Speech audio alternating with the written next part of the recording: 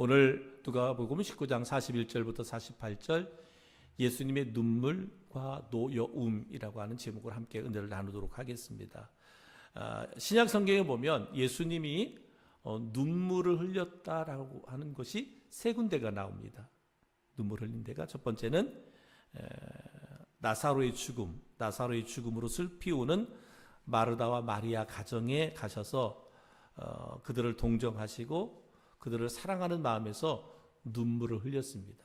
두 번째 예수님께서 눈물을 흘렸을 때는 예수님이 십자가에 달리시던 전날 밤에 겟세마네 동산에서 땀방울이 핏방울이 되도록 고통의 기도를 하실 때 자신의 아픔, 그죠?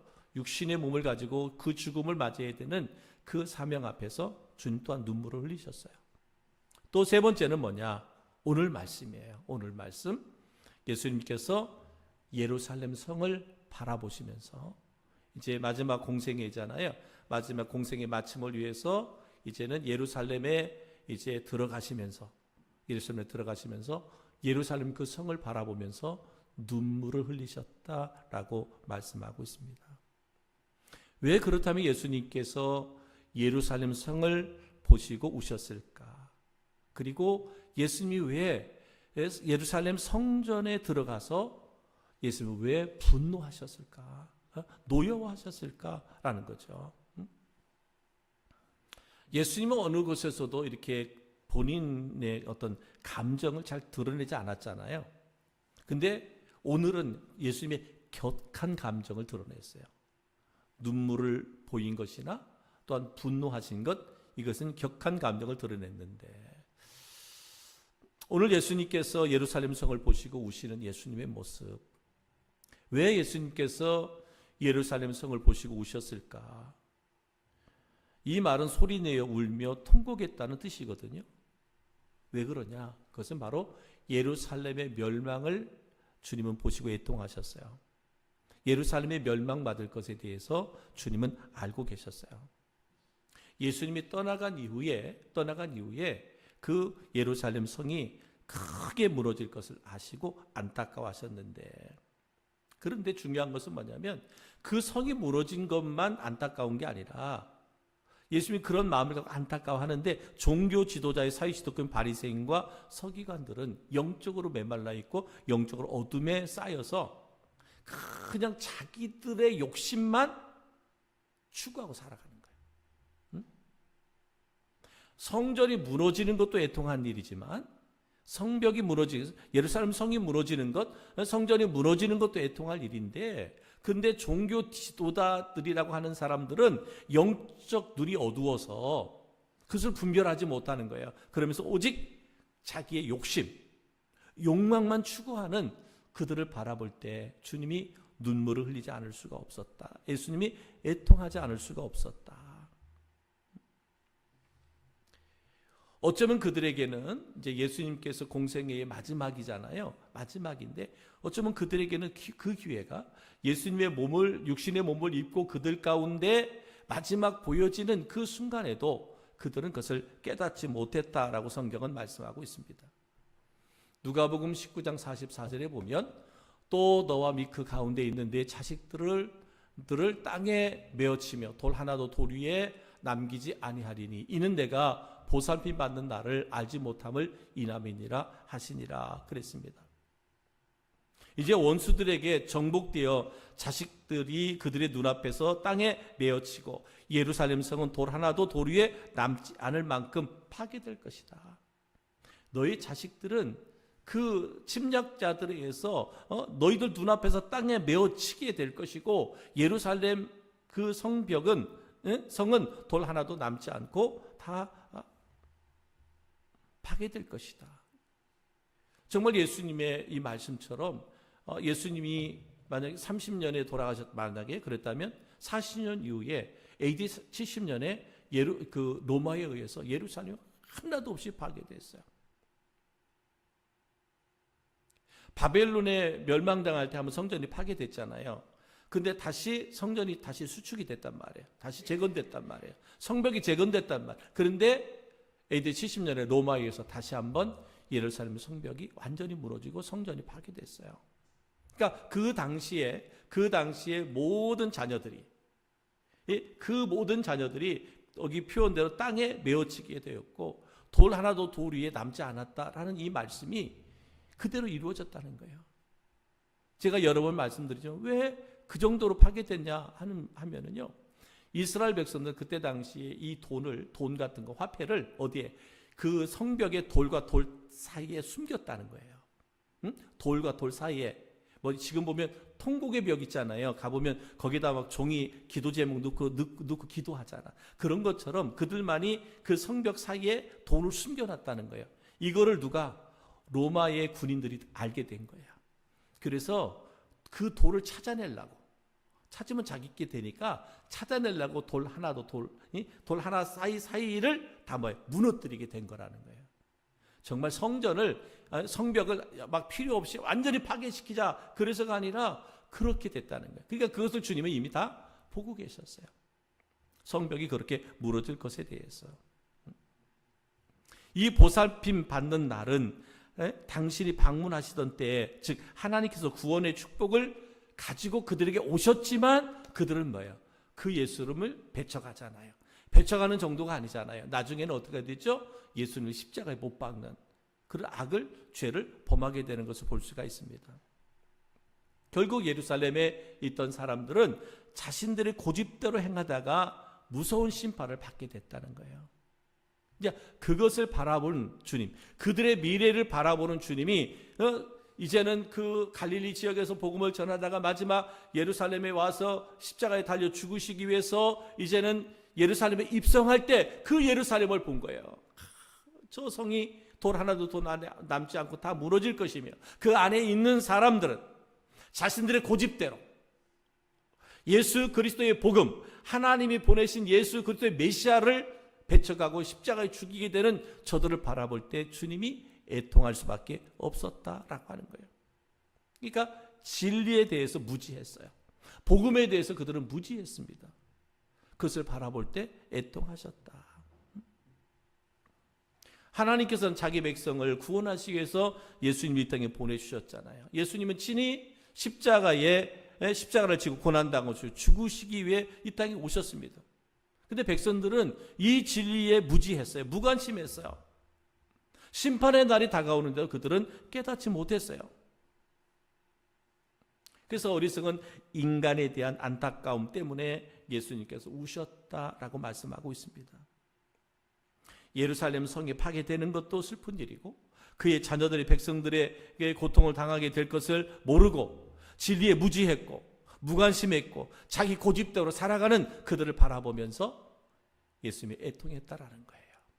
그렇다면 여러분, 이 말씀을 우리의 삶에 한번 적용해 본다면 오늘 우리가 그리스도인으로 살아가고 있는 우리 성도들인데 예수님께서 지금 이 자리에 오셔서 우리를 바라보실 때, 우리 교회를 바라볼 때 과연 주님이 예루살렘을 바라보고 예수 성전과 그 안에 있는 그들을 바라보며 애통해 하셨던 것처럼 혹이라도 우리를 바라보면서 주님이 애통해 하지는 않을까? 왜요? 우리가 나름대로 교회는 열심히 다니고 신앙생활을 열심히 하지만 내 안에 참된 믿음이 있지 않고 참된 복음이 나를 통치하고 나를 다스리는 게 아니라 내 생각이, 나의 판단이, 나의 의가 나를 이끌어가고 있지는 않은가? 분명 그죠? 하나님의 복음이, 하나님의 말씀이, 성령 하나님이 나를 이끌고 나를 인도하고 나를 축복하고 나를 승리하게 해야 되는데 내가 주인 되어서 살아가고 있지는 않는가? 그런 나의 모습을 볼 때 주님이 뭐 하겠어요? 애통해 할 수밖에 없잖아요. 왜? 우리 스스로는 나는 믿음 좋고 나는 신앙생활 열심히 하고 최선을 다하고 나는 하나님께 인정받을 만한 믿음이라고 생각하고 살아가지만 주님 편에서 볼 때 그거 착각이잖아 라고 생각한다면 그것은 참으로 우리에게는 정말 주님도 애통할 일이지만 나도 애통할 일이다. 그래서 항상 성도 여러분, 내 자신을 살펴보면서 주님 지금 이곳에 오셔도 우리의 믿음과 우리의 신앙과 우리의 삶을 인하여 주님이 기뻐할 수 있게 내 자신을 온전히 내어드릴 수 있는 그런 믿음의 성도들이 되어질 수 있기를 주님의 이름으로 축복합니다. 두 번째는 뭐였어요? 예수님은 성전에 들어가셔서 장사하는 자들을 내쫓으시고 책망하셨습니다. 누가복음 19장 46절에 보면 그들에게 이르시되 기록된 바 내 집은 기도하는 집이 되리라 하였거늘 너희는 강도의 소굴로 만들었도다 하시니라 그랬어요. 여러분, 성전은 만민이 기도하는 그런 집입니다. 근데 장사꾼들의 돈벌이 장소가 되어버렸어요. 예수님이 성전을 청결하게 하시고 그들을 백성들이 가르쳤습니다.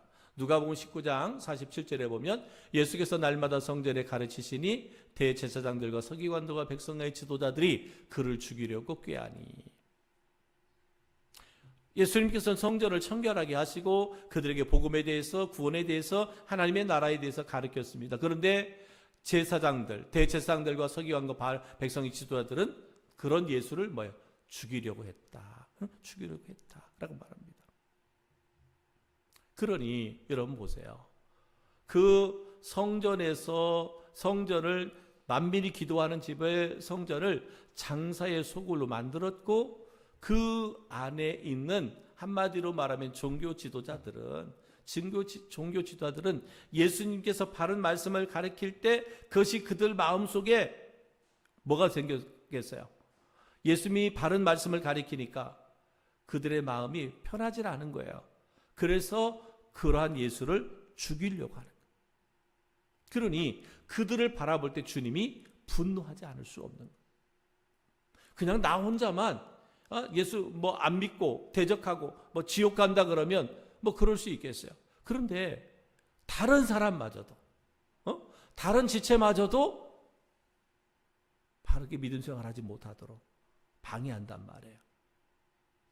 그들이 누구예요? 종교 지도자들이었어요. 그러니 주님이 분노하지 않을 수가 없었다. 예수님이 왜 우시고 왜 노여워하셨느냐? 예수님은 완악한 마음으로 죄악의 길로 가는 사람들을 보시면서 그렇게 통곡하신 거예요. 때로는 무지해서도 그러고, 때로는 그냥 그 신앙이 그냥 시대에 휩쓸리는 거예요. 상황에 휩쓸리는 거예요. 환경에 휩쓸리는 거예요. 어떤 믿음의 조건에 휩쓸리는 거예요.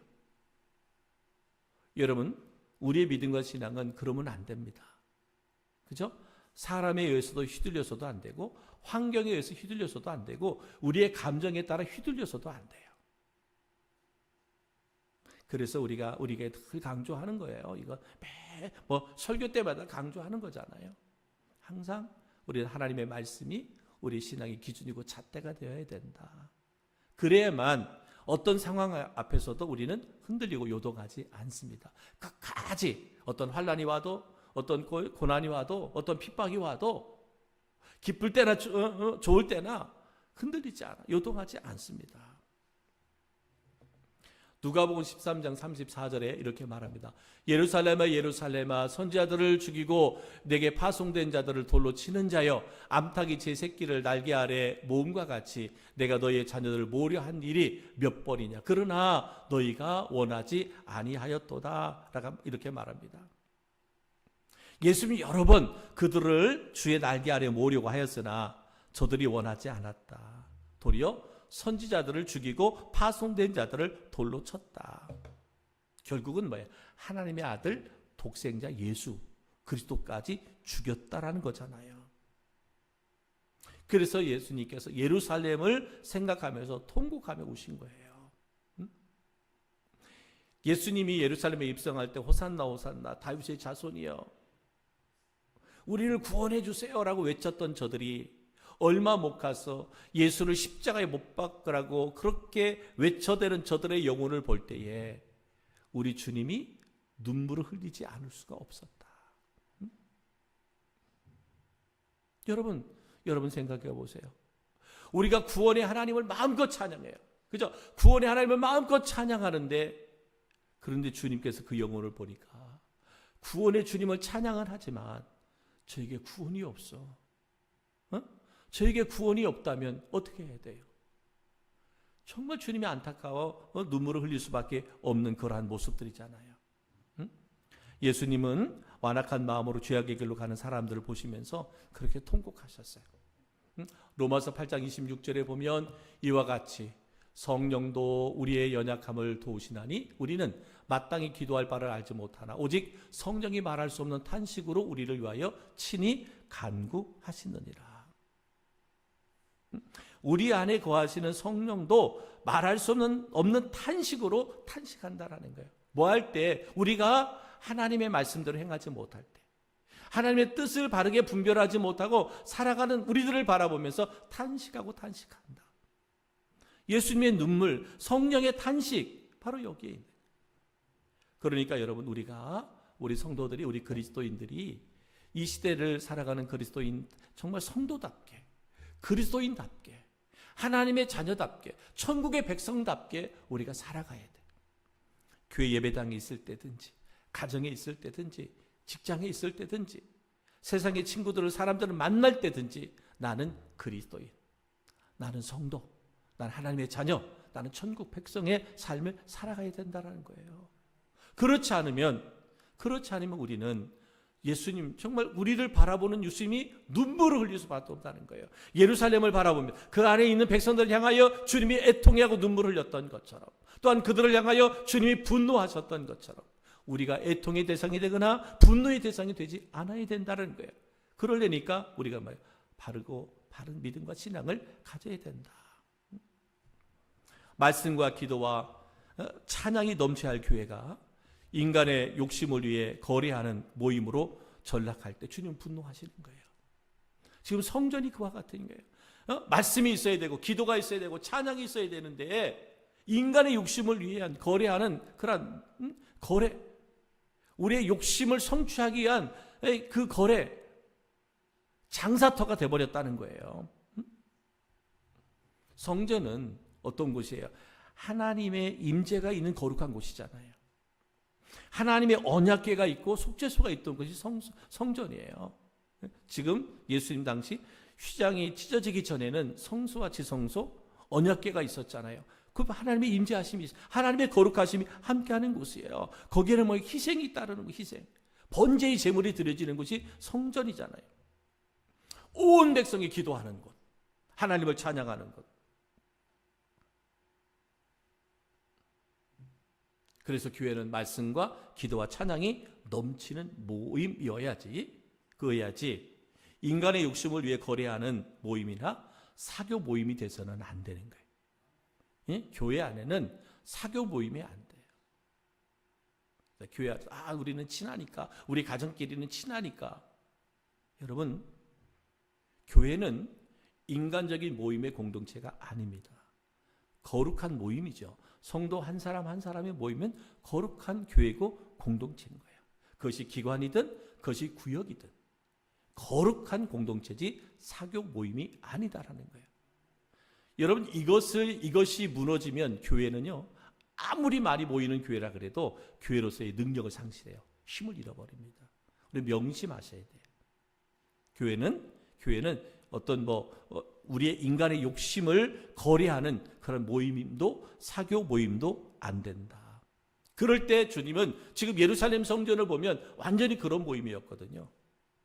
그냥 자기의 욕심을 위한 거래 모임, 사교 모임 같은 전락했어요. 그러니까 분노할 수밖에 없었다. 예루살렘 성읍을 바라보면서 우시던 예수님은 예루살렘 성전 안에 들어가서 그 성전 안에서 그들의 모습을 바라보면서 뭐 하셨다? 분노하셨다라고 말씀하고 있습니다. 한마디로 말하면 성전이 강도의 소굴이 되었다. 성전의 참 주인께서 오셨는데도 사람들은 여전히 자신들이 원하는 방식으로 살아가는 거예요. 그죠? 성전의 주인 대신 예수님이 오셨음에도 불구하고 그들은 상관하지 않아요. 성전의 주인은 누구예요? 우리들이에요. 우리들. 자기들의 원하는 방식으로 성전 생활을 하는 거예요.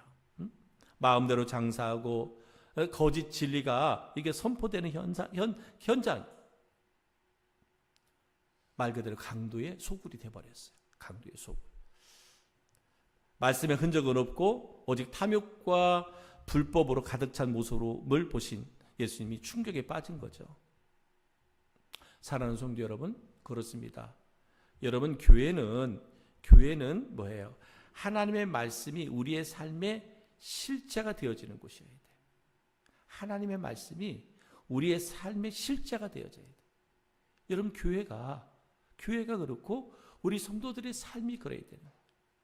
하나님의 말씀이 우리의 삶의 실제로 이루어지는 곳, 이것이 바로 교회고 이것이 바로 성도다. 그러니까 나의 삶을 통해서 그리스도가 드러나야 돼요. 나의 삶을 통해서 하나님이 드러나야 돼요. 그죠? 우리의 교회를 통해서 오직 예수 그리스도가 드러나야 돼요.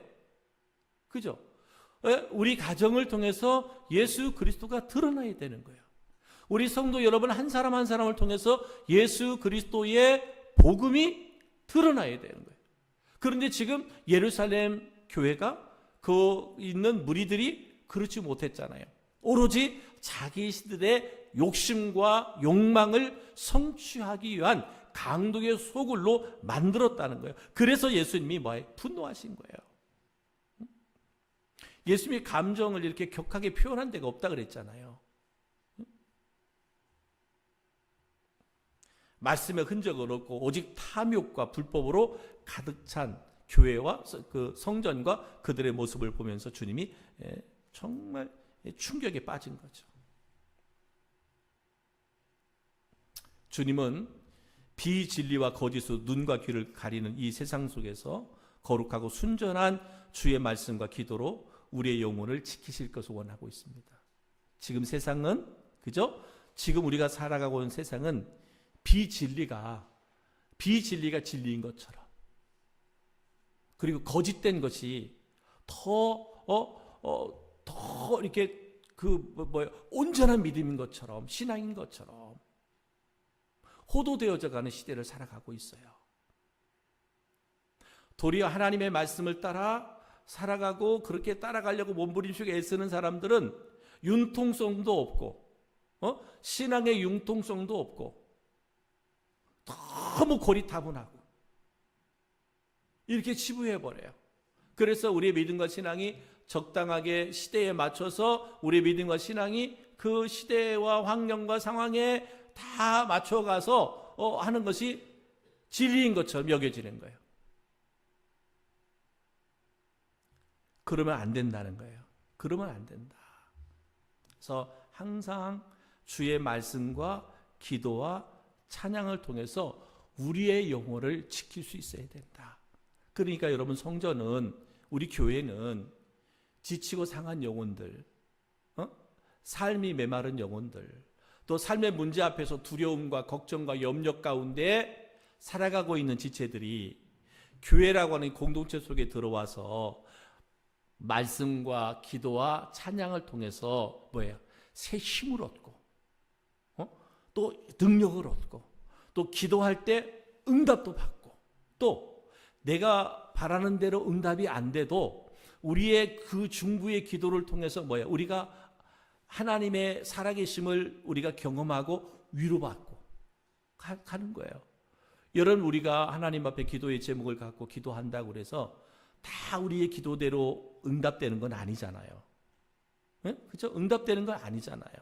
그러면 응답이 안 됐을 때, 내가 바라는 대로, 내가 원하는 대로, 내가 기도한 대로 응답이 안 됐을 때, 그러면 실족하고 넘어지고 좌절하고 절망해야 되느냐? 그게 아니라는 거예요. 믿음의 공동체 안에서 우리가 그 살아있는 공동체 안에 들어왔을 때, 그 기도가, 그 공동체가 기도와 말씀으로 찬양으로 충만해 있을 때, 내가 바라고 원하는 대로 되어지지 않아도 그 소리를 실족하는 게 아니라 도리어 위로를 받고 힘을 얻고 그리스도로 나아갈 수 있는 삶의 방향을 알게 된다는 거예요. 이게 교회라고 하는 공동체예요. 살아있는 공동체예요. 그런데 오늘 예수님께서 예루살렘 성전을 볼 때 그렇지 않잖아요. 강도의 소굴이잖아요. 만민이 기도하는 집은 기도는 없어요.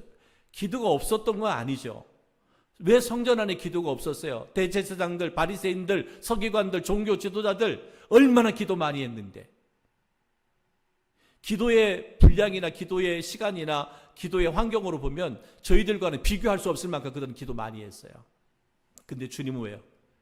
만민이 기도하는 이곳이 뭐예요? 강도의 소굴이 됐다라는 거잖아요. 그러니까 뭐예요? 하나님께 연락되는 기도를 하지 않았다는 거예요. 하나님께 연락되는 예배를 드리지 않았다는 거예요. 그냥 뭐 했다는 거예요? 그냥 종교인의 생활을 했다라는 거예요.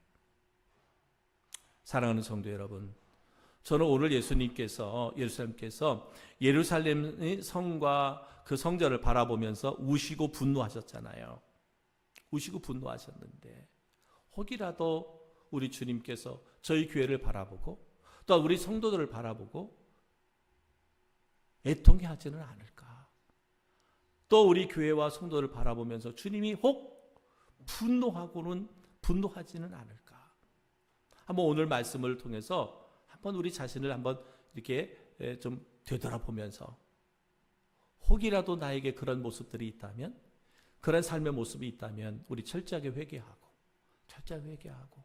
정말 교회를 중심으로 해서 우리가 더 많이 말씀 묵상하고 더 기도하고 찬양하고 우리의 영혼이 깨어나고 우리의 삶이 깨어나고 그래서 하나님 앞에 더 크게 영광과 존귀를 올려드리는 저희 교회가 되고 우리 성도들이 다 될 수 있기를 주님의 이름으로 축복합니다. 예수님의 눈물과 분노가 예수님이 이제는 영광 받으시는 삶으로, 영광 받으시는 주님으로 변화될 수 있도록 그런 삶을 살아낼 수 있는 저희 모두가 되기를 주님의 이름으로 축복합니다. 우리